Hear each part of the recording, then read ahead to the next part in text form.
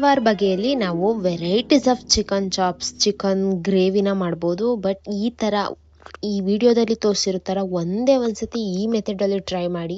ಕಾಯಿ ಹಾಲಲ್ಲಿ ನಾವು ಚಿಕನ್ನ ಬೇಯಿಸ್ಬಿಟ್ಟು ಮಾಡುವಂತಹ ಗ್ರೇವಿ ಮಸ್ಟ್ ಟ್ರೈ ದಿಸ್ ಅಂತಲೇ ಹೇಳ್ಬೋದು. ಏಕೆಂದರೆ ಅಷ್ಟು ಚೆನ್ನಾಗಿ ಮ್ಯಾಚ್ ಆಗುತ್ತೆ ಗಾಯ್ಸ್.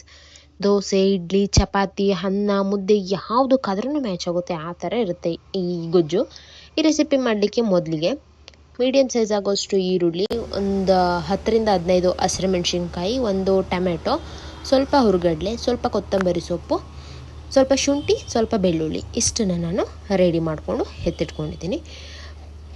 ತದನಂತರ ನಾವು ಕಾಯನ್ನು ತುರ್ಕೊಂಡು ಗ್ರೈಂಡ್ ಮಾಡಿಕೊಂಡು ಕಾಯಲ್ಲಿರುವಂಥ ಹಾಲನ್ನ ತಗೊಂಡು ಎತ್ತಿಟ್ಕೊಂಡಿದ್ದೀನಿ. ಒಗ್ಗರಣೆಗೆ ಬಂದು ಒಂದು ಮೀಡಿಯಮ್ ಸೈಜ್ ಆಗೋಷ್ಟು ಈರುಳ್ಳಿ, ಸ್ವಲ್ಪ ಕೊತ್ತಂಬರಿ ಸೊಪ್ಪು, ಒಂದು ಅರ್ಧ ಟೊಮೆಟೊನ ಚಾಪ್ ಮಾಡ್ಕೊಂಡು ಎತ್ತಿಟ್ಕೊಂಡಿದ್ದೀನಿ. ತದನಂತರ ಒಂದು ಅರ್ಧದಿಂದ 3/4 kg ಆಗೋಷ್ಟು ಚಿಕನನ್ನು ಎತ್ತಿಟ್ಕೊಂಡಿದ್ದೀನಿ.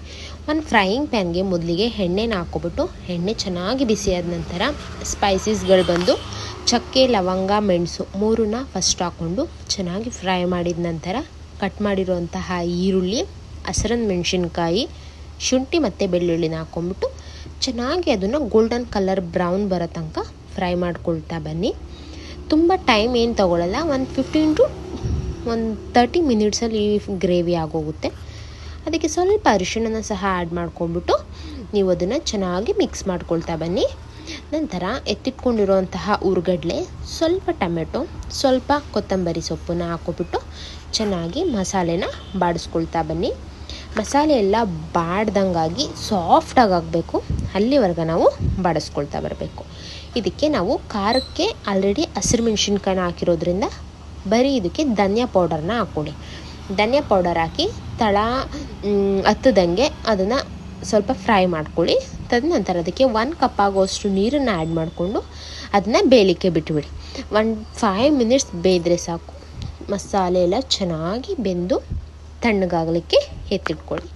ತದನಂತರ ಮಿಕ್ಸರ್ ಜಾರ್ಗೆ ಮಸಾಲೆ ಎಲ್ಲನೂ ಹಾಕ್ಕೊಬಿಟ್ಟು ಅದಕ್ಕೆ ರುಬ್ಲಿಕ್ಕೆ ಅವಶ್ಯಕತೆ ಇರೋಷ್ಟು ನೀರನ್ನು ಹಾಕ್ಕೊಂಡು ಸಣ್ಣದಾಗಿ ಗ್ರೈಂಡ್ ಮಾಡ್ಕೊಂಡು ಎತ್ತಿಟ್ಕೊಳ್ಳಿ. ನಂತರ ಒಂದು ಕಡಾಯಿಗೆ ಎಣ್ಣೆ ಹಾಕ್ಕೊಬಿಟ್ಟು ಕಟ್ ಮಾಡಿರೋಂತಹ ಈರುಳ್ಳಿನ ಹಾಕ್ಕೊಬಿಟ್ಟು ಚೆನ್ನಾಗಿ ಅದನ್ನು ಸಹ ಬಾಡಿಸ್ಕೊತಾ ಇದ್ದೀನಿ. ನಂತರ ಚಿಕನ್ನ ಆ್ಯಡ್ ಮಾಡ್ಕೊತಾ ಇದ್ದೀನಿ. ಅದಕ್ಕೆ ಸ್ವಲ್ಪ ಅರಿಶಿಣ, ಸ್ವಲ್ಪ ಉಪ್ಪನ್ನ ಸಹ ಆ್ಯಡ್ ಮಾಡ್ಕೊಂಬಿಟ್ಟು ಚಿಕನ್ ಚೆನ್ನಾಗಿ ಎಣ್ಣೆಯಲ್ಲಿ ಬಾಡಲಿಕ್ಕೆ ಒಂದು 5 to 10 ಮಿನಿಟ್ಸ್ ಬಿಟ್ಬಿಡಿ. ಮೀಡಿಯಮ್ ಫ್ಲೇಮಲ್ಲಿಟ್ಟು ಒಂದು ಲಿಡ್ಡನ್ನು ಕ್ಲೋಸ್ ಮಾಡಿಬಿಟ್ಟು ಬೇಯಲಿಕ್ಕೆ ಬಿಟ್ಟರೆ ಅದು ಆಲ್ಮೋಸ್ಟ್ ಚಿಕನಲ್ಲಿರೋಂತಹ ನೀರೆಲ್ಲ ಬಿಟ್ಟು ಚೆನ್ನಾಗಿ ಫ್ರೈ ಆಗಿರುತ್ತೆ. ತದನಂತರ ನೀವು ನೋಡ್ತಾ ಇರ್ಬೋದು, ನಾನು ಒಂದು ಸ್ವಲ್ಪನೂ ಸಹ ನೀರು ಹಾಕಿಲ್ಲ. ಚಿಕನಲ್ಲೇ ಎಷ್ಟು ನೀರು ಬಿಟ್ಕೊಂಡಿರುತ್ತೆ ಅಂತ. ಅದಕ್ಕೆ ಕಟ್ ಮಾಡಿರುವಂತಹ ಈರುಳ್ಳಿ, ಸ್ವಲ್ಪ ಕೊತ್ತಂಬರಿ ಸೊಪ್ಪನ್ನ ಸಹ ಆ್ಯಡ್ ಮಾಡ್ಕೊಂಡ್ಬಿಟ್ಟು ಚಿಕನ್ ಒಟ್ಟಿಗೆ ಬೇಯಲಿಕ್ಕೆ ಬಿಡ್ತಾ ಇದ್ದೀನಿ. ಇವಾಗ ಇಲ್ಲಿದೆ ನೋಡಿ ಪಾಯಿಂಟ್ ಏನಂದರೆ, ಇವಾಗಲೇ ಕಾಯಿ ರಸನ ಹಾಕ್ಬಿಟ್ಟು ಚೆನ್ನಾಗಿ ಅದನ್ನು 5 to 10 ಮಿನಿಟ್ಸ್ ಕಾಯಿ ರಸದಲ್ಲಿ ಬೇಯಲಿಕ್ಕೆ ಬಿಟ್ಬಿಡಿ. ನೀವು ತಿಕ್ಕಾಗಾದ್ರೂ ತಗೋಬೋದು, ಸ್ವಲ್ಪ ನೀರು ಜಾಸ್ತಿ ಆದರೂ ತೆಳ್ಳಗಾದ್ರೂ ಆಗುತ್ತೆ, ಏನಾಗಲ್ಲ. ನಿಮ್ಮ ಕನ್ಸಿಸ್ಟೆನ್ಸಿ ನೀವು ನೋಡ್ಕೊಂಡ್ಬಿಟ್ಟು ಕಾಯಿ ಹಾಲನ್ನ ಪ್ರಿಪೇರ್ ಮಾಡ್ಕೊಳ್ಳಿ. ತದನಂತರ ಚೆನ್ನಾಗಿ ಕುದಿ ಹತ್ತಿದ ನಂತರ ಅದಕ್ಕೆ ಸ್ವಲ್ಪ ಚಿಕನ್ ಮಸಾಲಾನ ಆ್ಯಡ್ ಮಾಡ್ಕೋತಾ ಇದ್ದೀನಿ. ಚಿಕನ್ ಮಸಾಲನೂ ಇವಾಗಲೇ ಆ್ಯಡ್ ಮಾಡೋದ್ರಿಂದ ಆ ನೀರೊಟ್ಟಿಗೆ, ಆ ಕಾಯಿ ಹಾಲೊಟ್ಟಿಗೆ ಇದು ಸಹ ಚೆನ್ನಾಗಿ ಚಿಕನ್ನಿಗೆ ಹಿಡಿಯುತ್ತೆ. ಸೊ ಹಾಗಾಗಿ ನಂತರ ಇದಕ್ಕೆ ರುಬ್ಬಿರೋ ಅಂತಹ ಖಾರನ ಹಾಕ್ಕೊಬಿಟ್ಟು ಅದನ್ನು ಸಹ ಕಾಯಿ ಹಾಲಿರೋಂತಹ ನೀರೇ ಸಾಕಾಗುತ್ತೆ. ಸ್ವಲ್ಪ ನೀರು ಆ್ಯಡ್ ಮಾಡ್ಕೊಳ್ಳೋದಿದ್ರೆ ನೀವು ಆ್ಯಡ್ ಮಾಡ್ಕೋಬೋದು. ನಾನಿಲ್ಲಿ ಒಂದು 4 ಮೆಂಬರ್ಸ್ಗಾಗೋಷ್ಟು ನಾನಿಲ್ಲಿ ಗ್ರೇವಿದು ಮೆಷರ್ಮೆಂಟ್ನ ತೋರಿಸಿದ್ದೀನಿ. ಅದೇ ಏನಾದರೂ ಡಬಲ್ ಮಾಡಬೇಕು ಅಂದರೆ ಎಲ್ಲ ಪದಾರ್ಥಗಳನ್ನ ಸ್ವಲ್ಪ ಜಾಸ್ತಿ ಹಾಕ್ಕೊಳ್ತಾ ಬಂದರೆ ನಿಮಗೆ 4 ಜನ ಇರೋದು 8 ಜನಕ್ಕೆ ಈ ಥರ ಆಗುತ್ತೆ.